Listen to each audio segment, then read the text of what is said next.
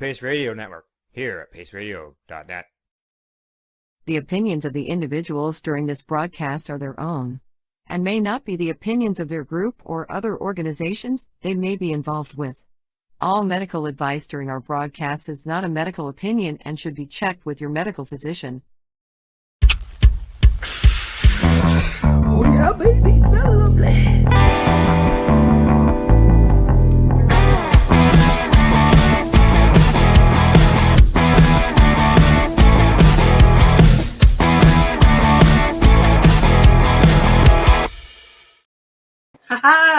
Good morning, hello, and welcome to Psychedelics and Cannabis Educational News with News Hawks, myself, Reverend Cindy, and my co-host over here, Glenn.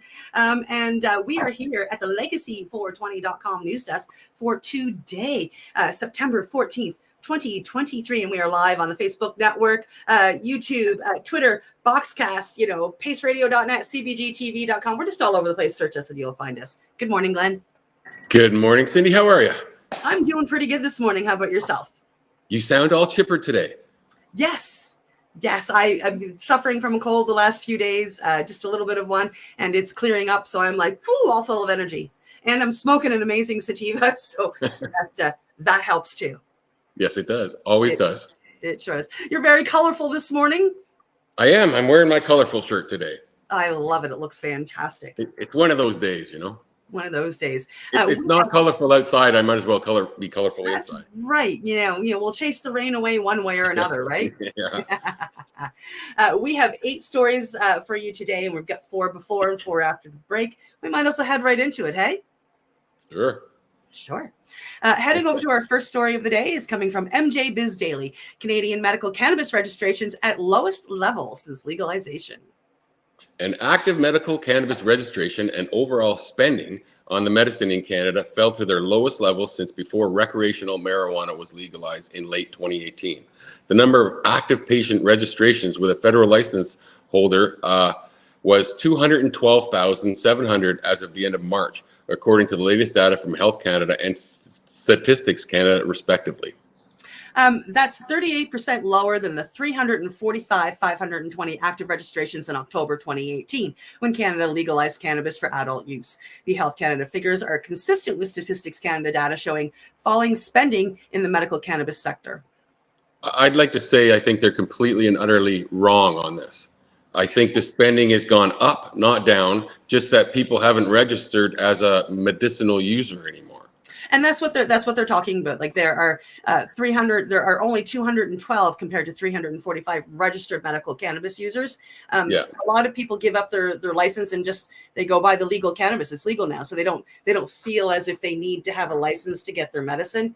They don't realize that they're hurting the program. Yeah, but I think they're actually spending the same or more on cannabis now. They're just not medical patients anymore. Yeah, they're not. It falls under recreational versus medical. Yeah. The first half of the calendar 2023, spending on medical cannabis amounted to 185 million Canadian dollars, according to StatsCan data, the lowest first half total since 2016. In calendar year 2022, Canadian patients purchased 410 million of cannabis products for medicinal use, 7.4% lower than in 2021, according to Statistics Canada. Canada's annual medical cannabis expenditures haven't been that low since before 2017. Sales were 270 million in 2016. One reason for the trend is the increasing availability of quote-unquote non-medical cannabis via expanding recreation storefronts across Canada. One thing that I've learned since I have, gotten into the whole medical cannabis thing industry way back, way before legalization, is that all cannabis use is medical use. I believe you're right. I do. It's a way to relax people, and that's medicinal. Yes. So, the Canadian government has been resisting calls to dispense medical cannabis in pharmacies, even though that's generally where the product is prepared and sold in many European jurisdictions. Shoppers Drug Mart, the largest pharmacy chain in Canada, has lobbied for years for approval to sell medical cannabis in its stores. I think that would be That would be amazing to be able to get it at your pharmacy. It would be a step closer to having it covered by all insurances. Yes. After it became evident the government wouldn't make such an allowance, Shoppers dumped its medical cannabis business this year for only $2.6 million to Avican, which has its head office in Toronto. Ken Wiseboard, who oversaw the creation of the cannabis portfolio for Shoppers, suggested the dramatic decline in medical cannabis market highlights the fact that the Canadian government does not appear to have any true interest in having a proper medical system for the substance. Well said. Other countries around the world which are exploring medical cannabis understand the need for current existing healthcare systems and providers to be involved, said Wellsbrod, a licensed pharmacist in Canada and the United States, via email. Unfortunately, for the most part, retail pharmacy has been left out of the conversation, and the medical cannabis industry has had to adhere to the medical cannabis process rather than cannabis following the current existing processes and standards for all medicine. Very true. Yeah, these lack of standards have only increased the apprehension of healthcare practitioners to use this medicine in their treatment of patients. I agree with that. He said it begs the question, why has Health Canada abandoned its pre-legalization mantra of treating cannabis like any other medicine? The Canadian government's commitment to taxing medical cannabis at the same rate as recreational cannabis is said to be another factor driving patients away from the medical system regulated by Health Canada. I fear that people will flock and abandon the adult use market to avoid the tax is not credible, given that in other jurisdictions would have a dual system of taxation for medical, example, not taxed or taxed at a lower rate, and adult use, which is Colorado. This issue has not occurred, Wisebroad said. Medical cannabis in Canada is generally shipped via mail directly from a licensed producer or is grown by patients or someone designated to grow it for them, known as a designated production registration. So we call them designated growers. The number of approvals to grow medical cannabis, either personal or for someone else, has also fallen since 2018. In October 2018, there were 25,945 such registrations. In March 2023, there were 19,076, or 26% fewer. As domestic medical sales are falling, medical exports from Canada have been soaring. In the 22-23 fiscal year, Canada shipped medical cannabis products worth $160 million, which is a 50% increase over the 21-22's Canada, $107 million. When domestic sales are included with exports over the same period, Canada's medical cannabis market was worth a little more than $560 million last year. That surprises me. It seems like a low number. Yeah. Westbroad, now a consultant in the international healthcare industry, suggested one potential solution is for provinces to implement their own medical systems outside of Health Canada. Although this could be a good policy, Health Canada should lead the way by placing medical cannabis where it belongs, within a pharmacy and under the traditional framework of medicine, he said. By doing so, he said, not only would certain standards be implemented, such as for chemical microbial toxicity and emissions testing, but the acceptance of cannabis by the traditional healthcare industry would increase. Definitely. Some experts are concerned that medical cannabis patients appear to be using recreational channels, which don't have trained staff or pharmacists to talk to about the medicines interactions with other medicines. And believe it or not, there are some minor interactions. They're not things that are detrimental, but for somebody like me who uses cannabis, if I go to have surgery, I have to let the anesthesiologist know, because if we're using cannabis means I need more anesthetic. I found out twice the hard way that waking up during surgery that they should have known that I take cannabis. And once they knew that, they just said, oh, well, in that case, what we do is we do this. We just give you more and you'll stay asleep. No big deal. But you have to let your medical professionals know, because there are a few minor, there are some. Good advice there. Yeah. Consuming cannabis, like any other drug, has pros and cons. What we have in Canada is an unabated drug consumed mostly by smoking, 90% of the time, mostly by people under the age of 30. We need to get our healthcare providers involved now so our young adults are aware and have the appropriate oversight on what they are consuming. He's selling you know, he wants to be able to have his thing. So it's money for him. He wants shoppers to be able to sell it. So that's his money. But his points are all logical and they're all on point. Absolutely. Absolutely. I mean, you know, and what they're saying is like, number one, the medical professionals need more training. They really, really do. And we do need to treat it like a medicine. Like, I mean, if I have to go get my antibiotic from the pharmacy, why can't I go get my cannabis from the pharmacy? Why do I have to walk into here in Nova Scotia, a liquor store? Yeah. Right. So yeah, and if it's in the pharmacies and whatnot, we have a much better chance of actually having it covered for people that are on, for people who need it, like, you know, like people who are on disability and are told that they can't work, or on CPP and told that they can't work, and you know, they need their medicine. Like, I mean, because those people, as you know, a lot of us well know, rely on the kindness of others and donations, because that's the only way that they can afford their medicine of choice, or by growing it. And we all know that here in Nova Scotia, especially the last 2 years, and it's looking to be on par this year, the weather has just not agreed with us. And a lot of outdoor crops, I'd say 80% of them have gone to mold. I've seen that in New Brunswick for, I'm going to say 3 or 4 years now. A lot of mold, a lot of really, really early frosts. So people that are growing outside are losing their crop, or at least most of it. And when I lived in Ontario, the growing season is about a month longer. It's a big, big difference than here. Oh, west, it's even longer. Yep. So no wonder they get big, huge trees out west, because they actually have the time to grow them. And I'm sure that if I let us, the two of us would go on and on and on about that story. So I better say on to the next story. Coming to us from StratCan, Manitoba Liberal Party wants to target black market cannabis. The Manitoba Liberal Party is including cracking down on illicit online cannabis sales as part of the platform in the lead up to the provincial election on October 3rd.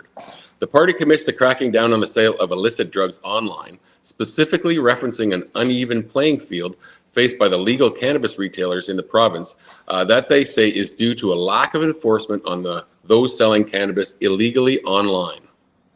The promise to give the Liquor, Gaming and Cannabis Authority of Manitoba, the LGCA, more authority to go after these types of websites and services.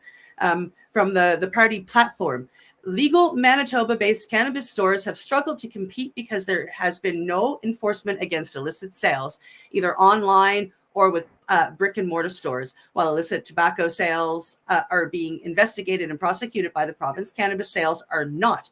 We will strengthen the legislative authority of the Liquor, Gaming and Cannabis Authority of Manitoba to ensure they are inspecting and prosecuting illicit sales of cannabis to protect the legal markets. Dugald Lamont, Manitoba Liberal leader and MLA for St. Boniface, says, or tells StratCan that he and his party want to see is the LGCA and the province of Manitoba inspecting, enforcing, and busting illicit cannabis sales, the same way they cracked on other illicit drugs and on contraband tobacco. If we're busting people for illegal cigarettes, we should be busting them for illegal cannabis. There are people selling cannabis in storefronts and online with similar packaging, no quality standards. The LGCA and Manitoba Finance need to be working together on actively inspecting and disrupting the illicit cannabis market, and working with other provincial governments and the federal government to go after online sales, he adds. Right now, legal cannabis stores in Manitoba can't advertise, but illicit operators can sell online. Lamont says the policy proposal is based on feedback he has received from those working in Manitoba's legal cannabis industry. They had a ton of basic common sense suggestions to enforce the law. Sorry, I'm having tongue-tied today here. It's all good. Make sure we have standards. Really, it's about getting the government to listen and actually do its job.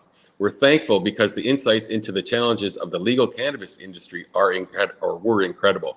Big retailers have the place, but the Manitoba Liberal priority is to make sure we have strong, independent Manitoba businesses, and that includes legal cannabis shops. The Manitoba Liberals are not expected to form government in the upcoming election. The Progressive Conservatives and NDP are currently polling within a few points of each other. Todd Friesen, the general manager of AAAA Supercraft, located in St. Anne, Manitoba, says he appreciates the proposal's intent, but sees the issue as a national problem, not a provincial one. This is a federal issue. This is not a provincial issue, says Friesen. What can a province do in terms of stamping out the illicit market online? Not a whole heck of a lot. It's a noble cause to go after some of these shops and try to balance the scales. But at the end of the day, it's like a hydra. You can cut off one head and 3 others come back. The only way to really get a hold on the illicit market and start changing people's minds on the legal market is addressing the federal taxation program. That's the only way it's ever going to balance itself, when the pricing starts to even itself out. That makes prices higher, and that drives people to the illicit market. Yes, for sure it does. And that honestly works both ways. We were talking about things ahead of the program. I mean, I drove across Canada, and in my drive across Canada, I purchased a lot of what they're calling illicit cannabis, but it was not less than the legal cannabis cost-wise. Yeah. I mean, like I was coming across, like the only way to get decent, clean cannabis in the illicit market was $200 an ounce, and the stuff still burned black. So, we have issues on both sides with good and bad cannabis, and with expensive and inexpensive cannabis, for sure. Yeah, I just told you, I went to 2 different stores and paid the same price for their AAA product. The difference was astonishing. Yeah, unbelievable. RJ Kuzmak at Fiddler's Green, a cannabis retailer in downtown Winnipeg, shares a similar sentiment. He says he appreciates that Lamont is trying to address industry concerns, but feels the more significant challenge he faces when it comes to the illicit market is the large number of corner stores and convenience stores that sell cannabis illegally that are also not facing much, if any, enforcement. In April of this year, Winnipeg police arrested the owner of a convenience store for illegally selling cannabis. Still, Kuzmak says many around the city do not face such enforcement. They're all over. They sell it right over the counter, cannabis, tobacco, all kinds of things. They need to do more about that. Still, he says the lack of enforcement on illicit online stores frustrates him as someone who follows the provincial rules. Yeah, if I had to do it all over again, I'd probably open up a black market website because of how cheap you can execute it for, and the fact that there isn't even a small amount of policing or enforcement. There's zero. While making no specific mention of the illicit cannabis market, the Manitoba NDP has pledged to crack down on drug traffickers with an unexplained wealth act. While making no reference to the illicit cannabis market, the Manitoba Green Party proposes to legalize growing cannabis at home. The party has in the past lent its support to a court case challenging Manitoba's ban on growing cannabis at home. Earlier this year, the Manitoba government, controlled by the Conservative Party, approved a measure to no longer require cannabis retailers to submit social responsibility fee payments for 2022 and 2023. That's one good thing. Let's just go back a paragraph. The Green Party, the Manitoba Green Party, proposes to legalize growing cannabis at home. So everybody in Manitoba, vote green. The measure was, in part, based on pressure by the Manitoba NDP on the issue. The legislation, Bill 10, was first introduced November 2022 and initially proposed to replace the fee payments back in January 2023. The government then extended this back an extra year, eventually offering refunds to stores that had paid into the program beyond the date. At this point in time, I am going to advise everybody they should go read this. We've talked a lot, and it's quite a long, it's a longer story. But yeah, I mean, Manitoba is doing their best to squash the illicit market, but the legal market, the people who are actually working in it apparently don't think that it's squashable by the province. Yeah, well, it's online sales mostly they're talking about, and that could be from anywhere. It can.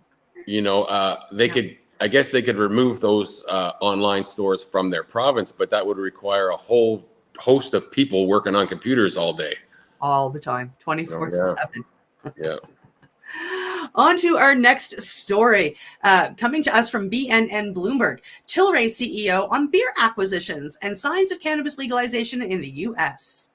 The CFO of Tilray Brands anticipating creating beer infused with cannabis if the drug becomes legal across the United States. Last month, Tilray bought 8 beer brands from Anheuser-Busch for US $85 million, and it followed it up with a deal to take over 100% of cannabis beverage company Trust Beverage Co. from Molson Coors Canada. Anheuser-Busch, I think they bought that because they got a really good deal on it right now. Yeah. I'm buying these brands too because I think they're a big opportunity in the beer business. And my whole strategy is craft beer. Erwin Simon, chairman and CEO of Tilray Brands, told BNN Bloomberg in a television interview. Upon legalization in the U.S. one day, we will infuse these drinks with THC, with CBD, but we'll have the distribution and we'll have the brands when and if legalization does happen in the U.S. Cannabis remains federally illegal in the U.S., though 23 states have legalized the drug for recreational use, and another 13 have legalized it for medicinal purposes. Last month, the U.S. Department of Health and Human Services recommended easing restrictions on cannabis by reclassifying it as a Schedule III drug, the same category as testosterone and anabolic steroids, rather than its current Schedule I distinction along with heroin and LSD. LSD shouldn't even be there, but that's another subject. For Simon, the move is the latest in the series of steps closer to federal cannabis legalization in the U.S. The news last week gives hope that the government will do something, he said. I think what's going to happen, in my opinion, I think what's going to happen, in my opinion, medical cannabis will be legalized first, and they'll leave it up to each of the states. If federal legalization comes to pass in the U.S., Simon said his company will be in a position to benefit. Tilray today will be diversified, well-positioned, and with legalization happening in the U.S., we are set to capitalize on that in a big way too, he added. Yeah, because a lot of the people that own these companies, you hope that they have some pure intentions, but really, they're starting these companies because they want to look after themselves financially, right? Yeah, it's a company. It's going. That's what they do. Yeah, that's what they're there for. But you just hope that they have good intentions while they're making money. Yeah, the mix with beer thing's kind of weird to me. Yeah, I don't like it. But that's a whole other subject, mixing cannabis with beer, right? Or booze. Yeah. It's not something that I necessarily agree with, but that's just my opinion. Yeah, I'm not anti-booze. I'm pro-cannabis. How's that? That's a great way of putting it. I would have to agree with that. On to our last story before the break, coming to us from Ganjapreneur. New York to open general cannabis licensing next month. New York officials are planning to open general cannabis industry applications starting on October 4th. The official licensing window will follow a lawsuit-ridden and largely unsuccessful social equity licensing process because they didn't give them any money. Yeah. New York State plans to open cannabis industry applications to the general public starting October 4th, including for current medicinal cannabis companies. The Cannabis Control Board on Tuesday approved regulations that provide a pathway for more companies to enter the state's market, which has been beleaguered by a slow rollout and a recent lawsuit that has all but halted licensing in the state entirely.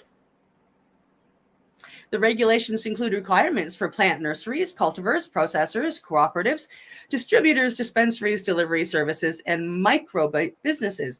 The regulations require the state's currently vertically integrated medical cannabis companies to pay a special licensing fee, pardon me, of $20 million. Whew. No wonder I coughed, which would allow them to open 3 adult use dispensaries in locations where they currently operate. So $20 million to open up 3. Holy shit. That's almost $7 million per location. Mm-hmm. Wow. Current conditional license holders will be able to obtain a non-conditional license if they are in good standings with state regulations. When they wonder why their social equity is not working. Yeah. Applications and licensing fees for new licensees run between $750,000 and $300,000, and social equity applicants will be eligible for discounted fees. The regulations do not include caps on any license types. New York's legalization law does not include social use provisions. However, the new rules make no mention of cannabis lounges, clubs, or cafes. It is expected that once the application process opens next month, the injunction imposed by the state Supreme Court judge will be lifted. Here's hoping.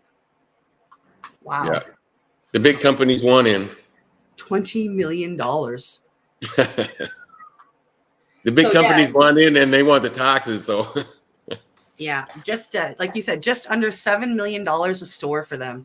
Wow. Yeah, and the social equity people, to be fair, they get a big discount. It's not going to be $20 million for them, but still, they can't afford to open a storefront in New York. Can you imagine trying to open a storefront in New York City, and you're a social equity recipient for this? It's insanity. Yep. That's why they have nobody opening them. Yeah, that's why there's just none yet. Well, I shouldn't say none, but there's very few. This does take us to break time, which means it's time to go medicate. Glenn and I will be right back after a sesh. You are watching Psychedelic and Cannabis Educational News here on paceradio.net and cbgtv.com. We'll be back in a few minutes. You're listening to the Pace Radio Network here at paceradio.net. When you think of the number of unique products developed in the fields, kitchens, and labs at Legacy 420, it's hard to think that one stands out above the rest. But tell that to the thousands of people who have tried this amazing breakthrough product. This is our Sacred Salve. This is actually our extra strength. It comes in 5 different strengths. It's all natural, all organic. It typically works within 10 to 15 minutes of putting it on. It's good for arthritis, it's good for inflammation, any kind of pain. We're very proud of it. Sacred Salve, so easy to apply, along with soothing relief. To select a strength that's right for you, come in and talk to your trusted partner. Legacy 420 out on your road.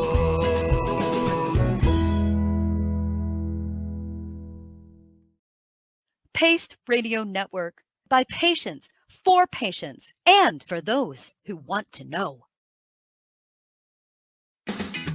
Enjoy the buzz of legalization with Campbellford Lifestyle Shop. From lights to plant nutrients, books, consumption accessories, and more, we've got all your basics to grow or consume cannabis. Visit our info center or take a look at our piercing services and body jewelry, now available in-store through Campbellford Lifestyle Shop, 17 Bridge Street West, Campbellford.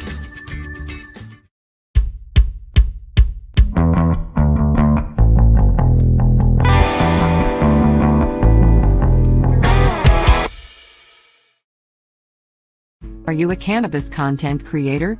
Are you looking for a place to have your content seen? If you answer yes to both questions, then you need to check out cbgtv.com. Let's share PACE everywhere. That way it can help create peace. People everywhere advocating cannabis education. Limestone City Hydroponics is Kingston, Ontario's hydroponics shop. Take your growing to the next level and create the optimal environment with a tent kit, or maximize your yield with an ebb and flow flood table kit. Either way, Limestone City Hydroponics has more sizes and options to fit your needs. Are you looking for the power of the sun that adapts to your budget? Then look no further, as they have professional grow lighting. They have indoor grow systems that are easy and cost effective, with many options to fit your living space and lifestyle. Cultivate your growing potential. We have everything you need to succeed. And if you can't make it to the store, they offer local delivery to the greater Kingston area. Remember, when you're looking for experts to help you grow, then look no further than the locally owned Limestone City Hydroponics, 105 Sunderland Drive in Kingston, Ontario. Call them at 613-548-0420. You're listening to the Pace Radio Network here at paceradio.net. We are back from our medication session. We are live and on Facebook, YouTube, Twitter, Boxcast, paceradio.net, and cbgtv.com. There he is. Hi, Glenn. Sorry. No worries. No worries. And we might as well just hop right into it. We've got 4 more stories coming to you here after the break.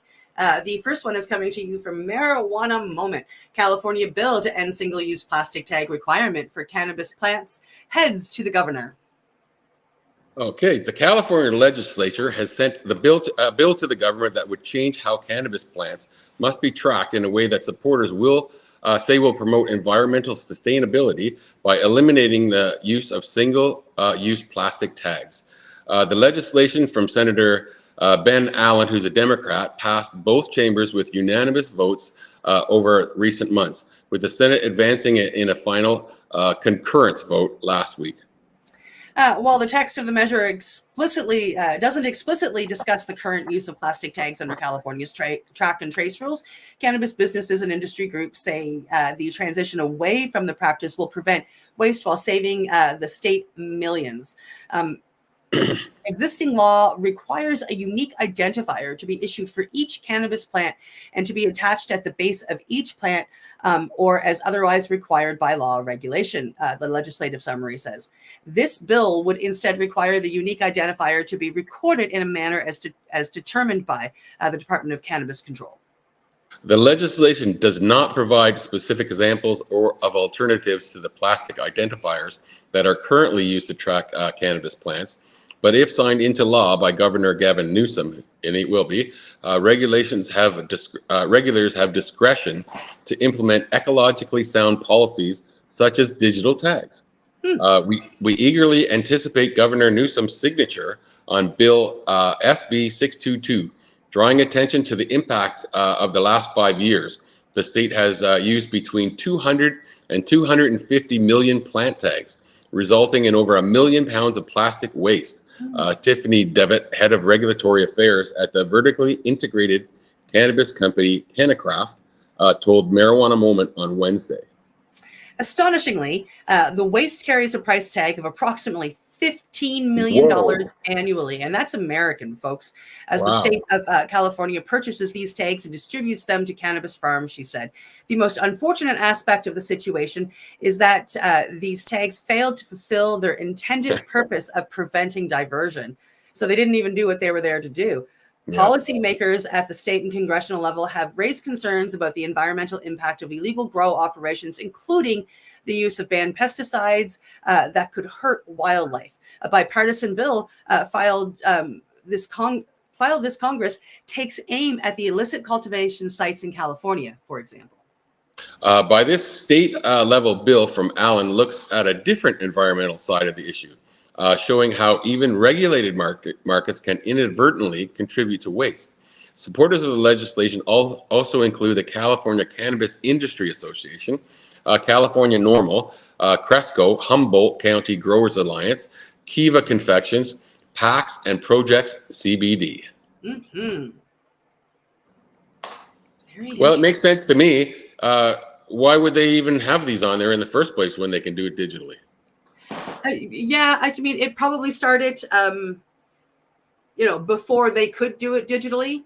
And so now that they can, they're taking a look at the waste. Like, I mean, not just the plastic, but $15 million. Like, I mean, what a waste of money for something that wasn't working as well as they had hoped.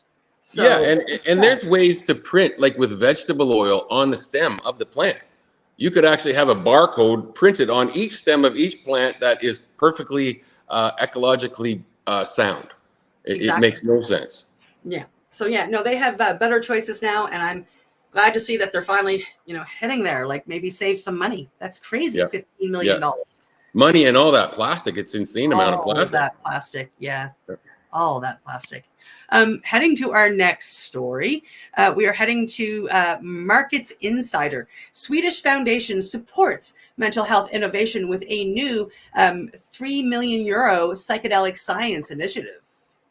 The Norskin Foundation, a non-profit profit impact ecosystem connecting founders with the capital, knowledge, and network they need to make saving the world their business, is launching a $3.22 million initiative to support Swedish startups developing psychedelic-assisted mental health treatment options.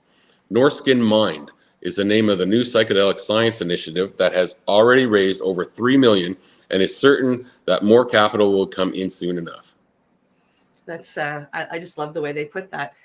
The funding joins other European funding efforts in the field, such as the latest $250 million private placement raised by London-based Compass Pathways.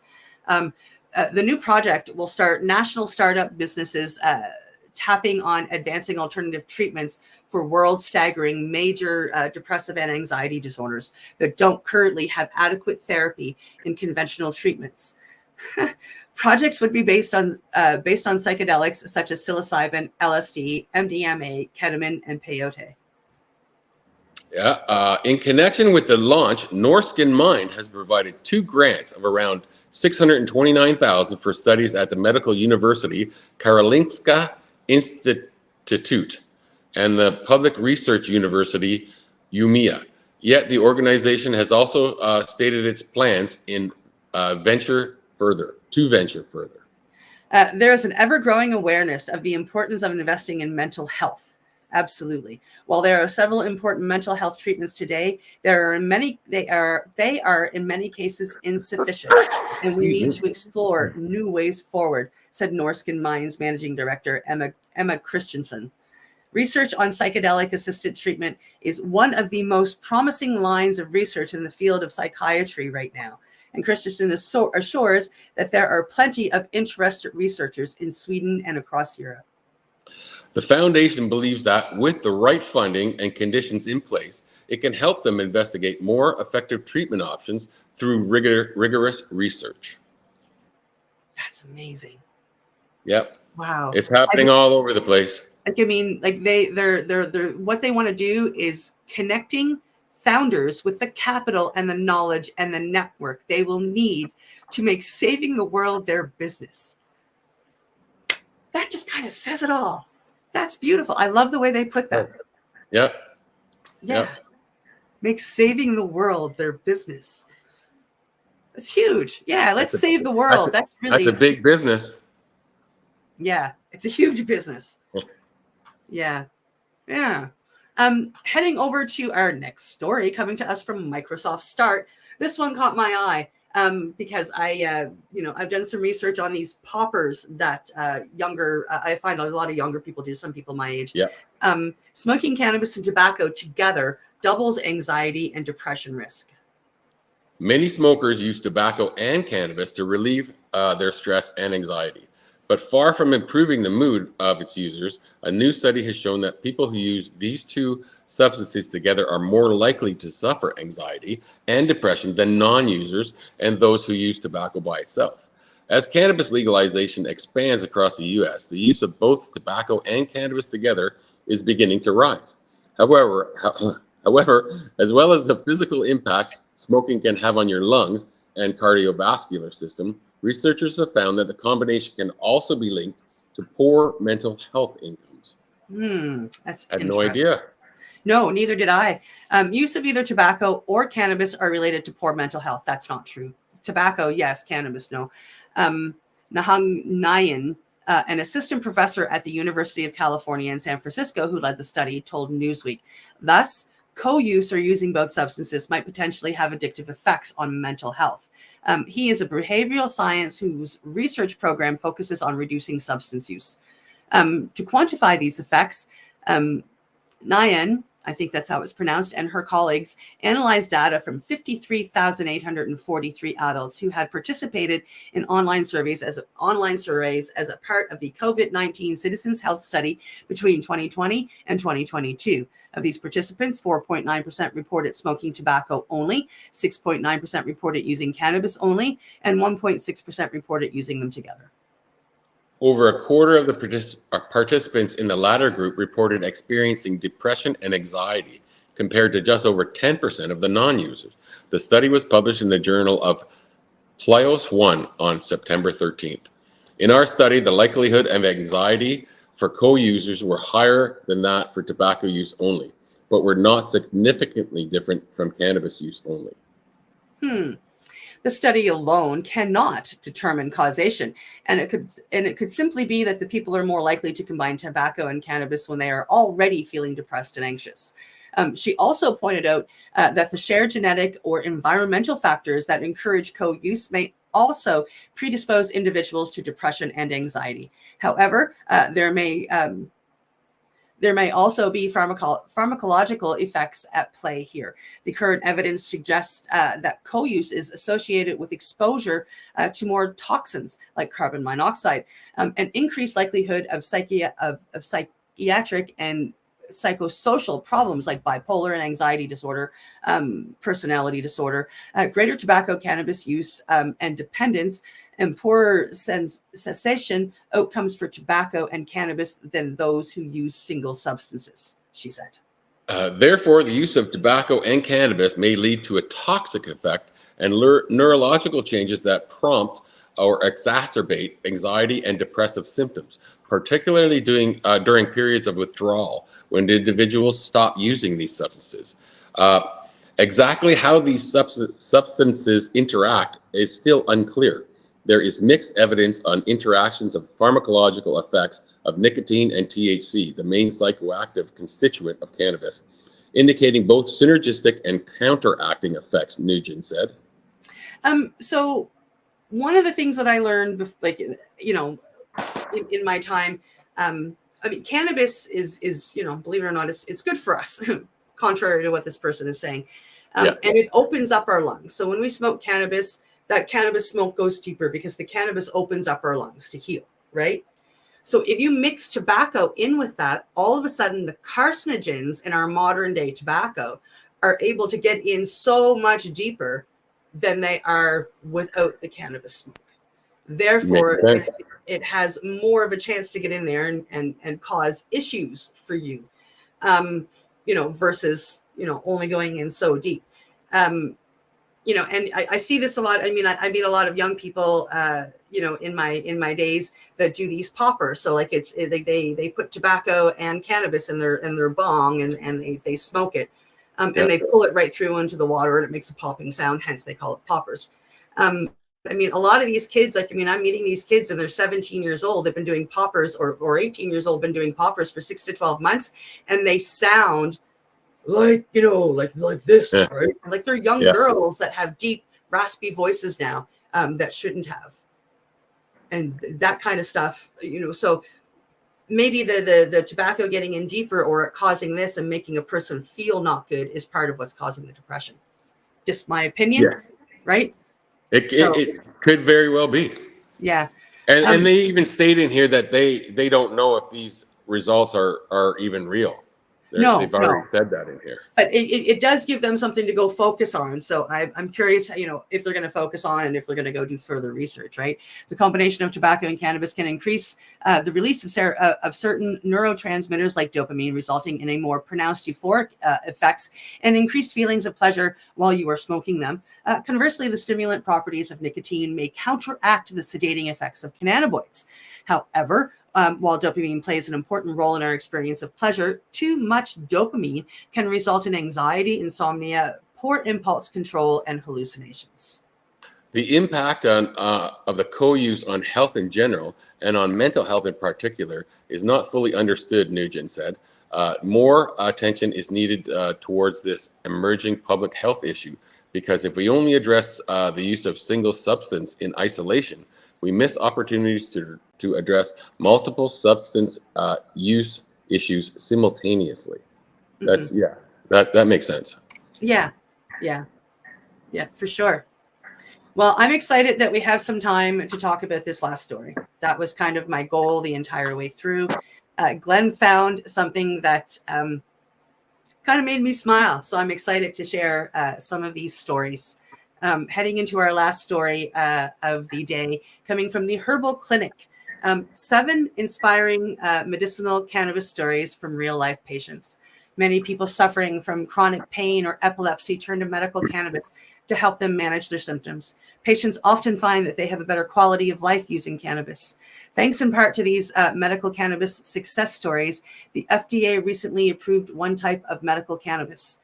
This medicine helps treat patients with Lennox-Gastaut syndrome and Dravet syndrome, 2 types of debilitating epilepsy.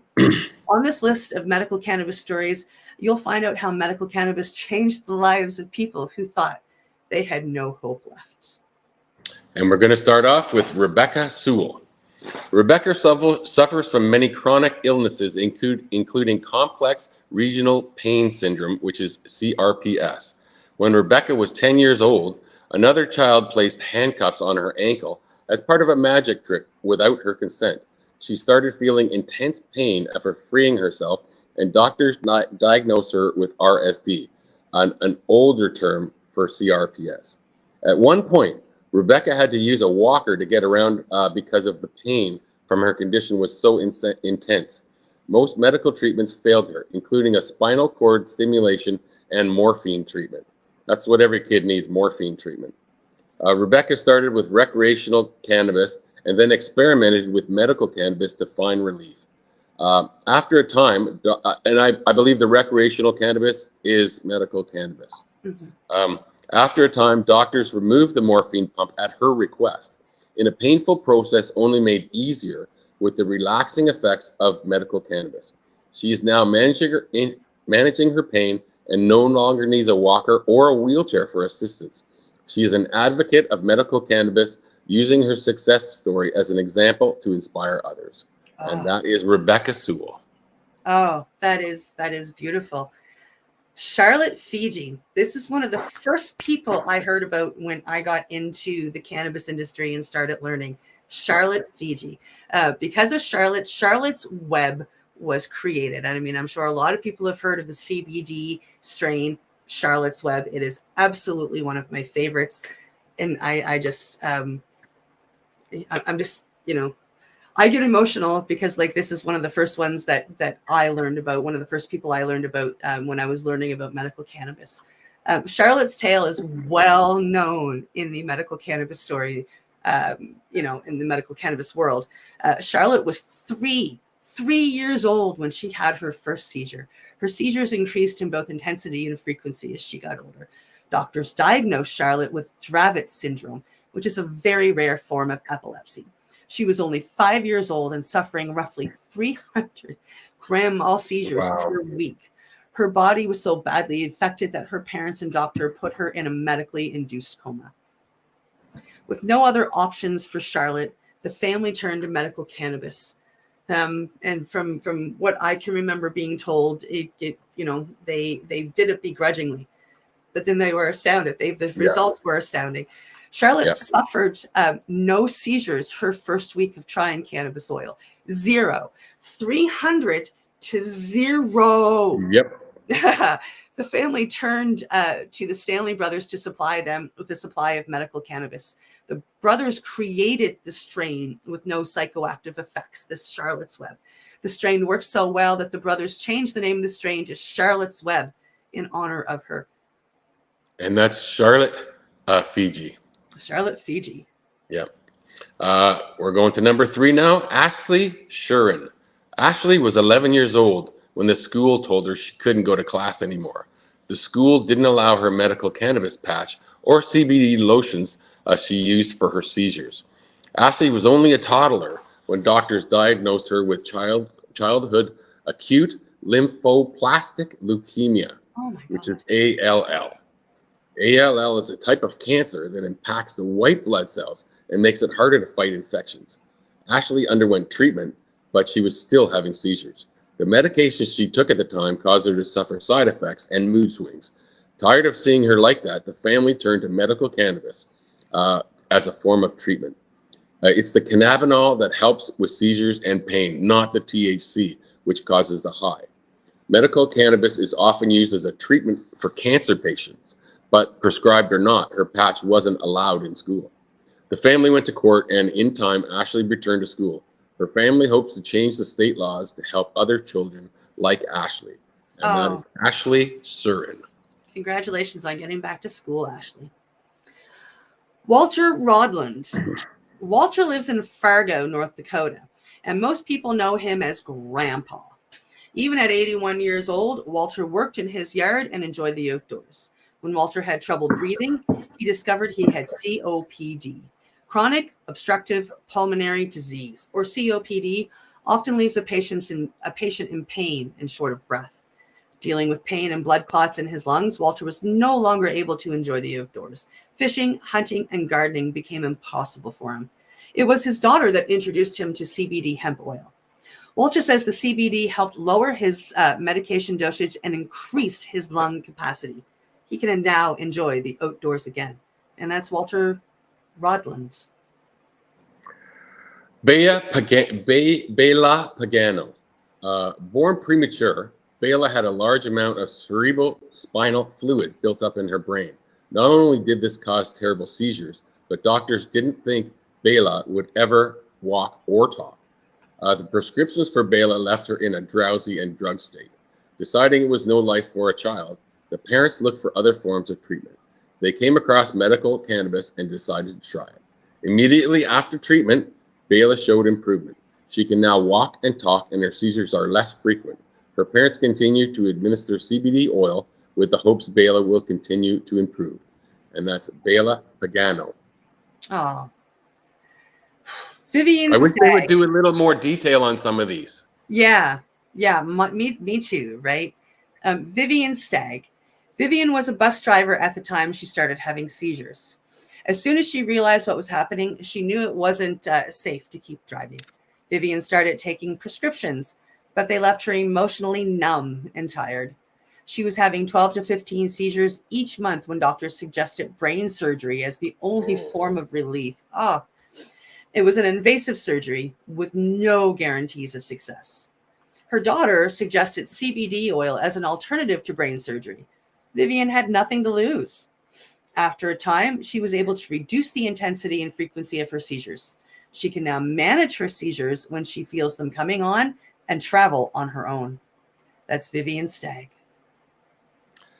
Sadie Higuera. I'm sorry if I pronounced your name wrong. Sadie, I guess? Sadie. Sadie has a rare genetic disorder known as Schnitzel-Gideon syndrome. Among other symptoms, SGS causes epileptic seizures. She was only 3 months old when she suffered up to 300 seizures a day. Doctors prescribed a number of medications for her, many of which caused side effects. These side effects led to even more prescriptions, and Sadie wasn't even a year old yet. When told that the only option for Sadie was drug that would likely end her life, her parents decided to try medical cannabis. The Higueras say that the CBD oil helps with Sadie's pain and her seizures.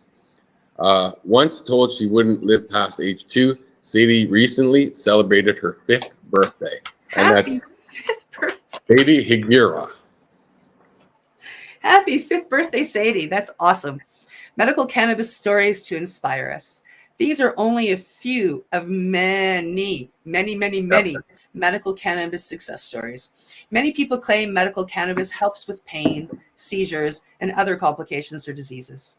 Hopefully, these medical cannabis stories inspire you. If you're interested in finding a medical cannabis doctor, contact us and book an appointment, and that's in the States. In Florida. But there are places all over that you can contact. Go to your doctor. There are, here in Canada, I know that there are all kinds of cannabis places. Like there's Canna Connect up in here in Lower Sackville, and they'll help you. There are places that'll help if your doctor isn't willing to help. Yeah, and people could always reach out. Yep. You reach out to other people. Could reach out to one of us, could reach out to anybody that you know. Someone will definitely point you in the right direction. I really love these stories. I wish they would have done, like I said, a little more in depth on some of them.